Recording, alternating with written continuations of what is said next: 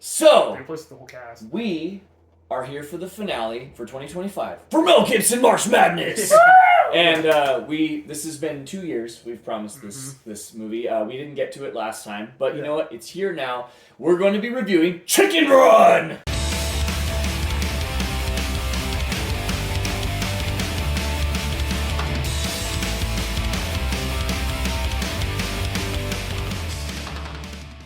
Did you see this in the theaters?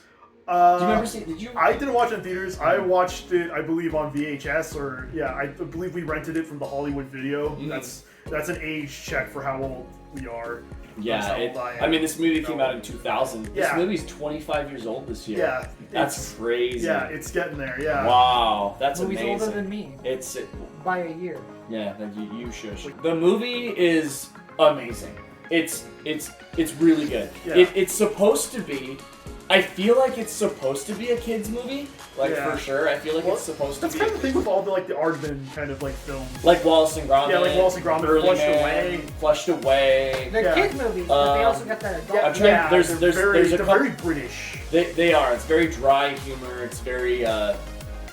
But what I did like about this one was they brought an American into it, and Mel Gibson plays Rocky the Rooster. Yeah, and he's the cock of the walk. Yeah, so the movie is basically about it's a chicken farm in wherever England. Yeah, somewhere in the north of England. That's where all of Aardman's movies are. Yeah, it's in northern England supposedly. It's right there. It's there.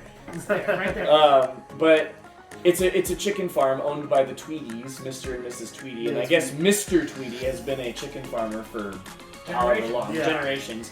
And basically they're egg farmers, and they gather the eggs, and then every time there's a chicken that doesn't produce eggs, they get rid of it. Soup that day. Yeah, which I mean that's kind of how they do things now. They make it very dark.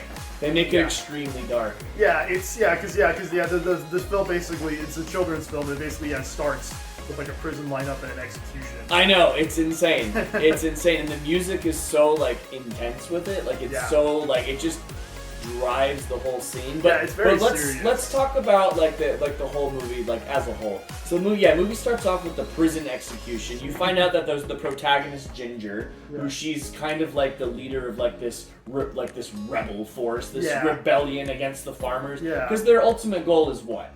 Yeah, to get the out of the farm. They want to leave the farm. The chickens want to get out. The farmers want to turn them into chicken pie. Yeah, that's later in the movie. Yeah, we haven't gotten to that yet. Yeah. So they show it in the very beginning, how they show all the failed escape attempts basically from the chickens, and they always get caught. But Ginger's always the one that. You know what's funny? She gets caught. I think she gets caught about 10 or 12 times at the beginning of the movie. Why doesn't he just kill her? Well, Mr. Tweedy wants to, but then Mrs. Tweedy's no. Yeah. Because he's those chickens are up to something. She's you're delusional. She's gaslighting him. Yeah. It's great.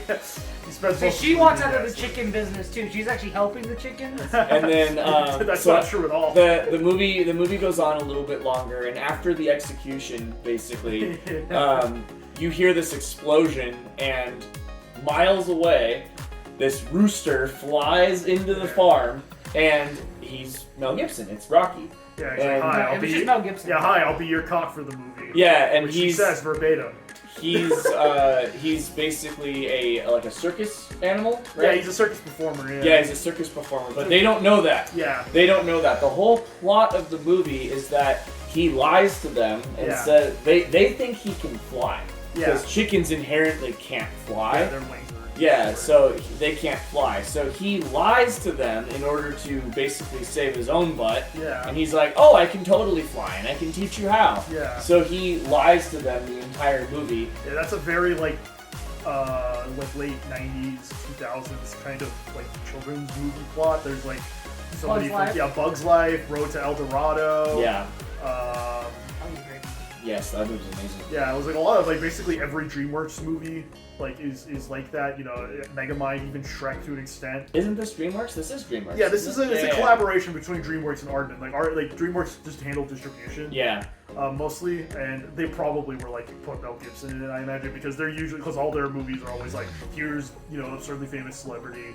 Well, The Patriot came out in what, the late 90s? The late 90s? It came out in 2000 as well. Wasn't it 2000? It was near this time. Yeah. It was around this. Yeah, He was pretty big during this time. Yeah, his star was significantly higher. It hadn't diminished for a long time. Like, No. He was one of the biggest guys in Hollywood for a good, 15 years. You know what's funny, though, is that he's definitely the comedy relief of the whole movie, because, like you said in the beginning, it's very British, it's very dry, and but then subject matter is very dark. And then he is very, like, slapstick, like, American, he's funny. like the big, loud American guy. So yeah, he's this big, loud American guy. Yeah, they get some mileage out of that, which I think does help the film a lot. But, you need some jokes in your children's comedy movie about POW.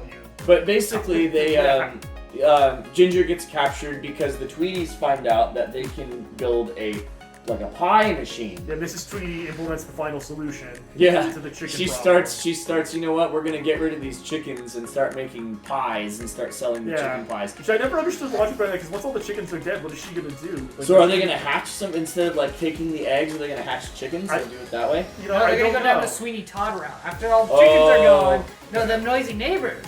Oh god. So Rocky goes and saves Ginger inside which that's one of the best scenes in the whole movie. Yeah, when they go inside the giant. They go inside the giant chicken machine. It's like a Dr. Robotnik level. Like, it has to be bigger on the inside. Since they're British, they must have used hardest technology to build it. Yeah, it's ridiculous, like how huge. Do you think Wallace invented the chicken slaughter machine? You know, he probably did. He probably did. It's a connected universe, so probably. It's the Aardman cinematic universe. It's the Aardman cinematic. You guys listening to this? So they find out. They find out after this, though, that Rocky lied to them. That Mel Gibson's character lied to them, and he digs his way out and just bails. And then the other rooster, Fowler, they find out that he was a pilot for the RAF. Yeah. So then they take a bunch of their coops and other things and build like a plane out of it. And then one of my favorite parts of the movie is when, because he always said how he used to like fly these things. Yeah.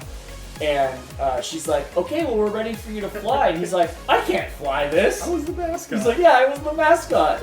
So it's so funny. And then, basically there's the final showdown with the farmers, and Rocky comes back, and all is well, they leave the farm. Yeah, we're not talking about the sequel, because Mel Gibson's not in it. I don't think any of the original cast members are in it. I don't think so either. I didn't watch that either because of that. I was like, But there's some interesting stuff.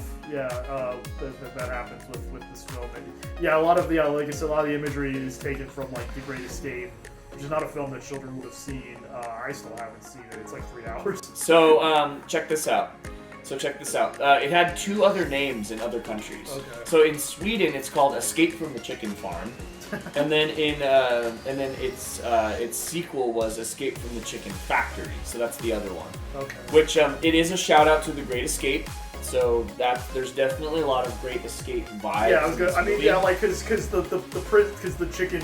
Okay, we're what, 8 minutes in the video. I think we're just saying now the chicken farm is organized like a Nazi prison camp. It is. It is. It's like it's got the 10-foot fences, the barbed wire, and all the barracks. Are there dogs too?